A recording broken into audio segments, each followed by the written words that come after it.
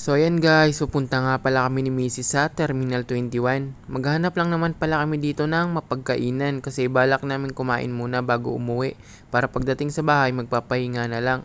At ayan na nga guys, nagmotorcycle lang kami ni Inday Budida.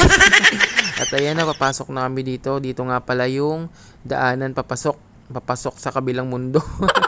Dito nga pala yung Terminal 21 guys, tinawag siyang Terminal 21 kasi hindi ko rin alam kung bakit.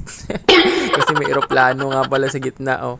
O siya, tama na muna yan. Bababa muna kami ni Inday Budiday. Dito nga pala kami nagpababa kasi dito namin gusto. So ayan guys, dito na nga pala kami ni Mrs. Dito nga pala kami kakain. Siyempre bago kami kumain, maghahanap muna kami ng aming kakainin. Dito nga pala guys, marami ka dito mapagpilian kung ano yung gusto mo na kainin.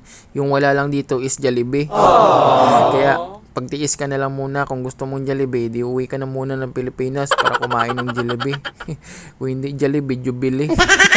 Alam nyo ba guys, masakit ang ulo namin ni Mrs. Kasi nga, siyempre halos naman dito ng mga tinda nila, masasarap. Siyempre kailangan namin magpili ng mas masarap pa sa mas masarap. What? Bago kami kumain. Tulad nito, ito nga pala yung napili naming dalawa. Ayan na nga pala guys, kinuha na nga ni Inday Budida yung gusto niya. At syempre kakain na kami. Hanggang dito na nga pala tayo muna guys. Kainan na!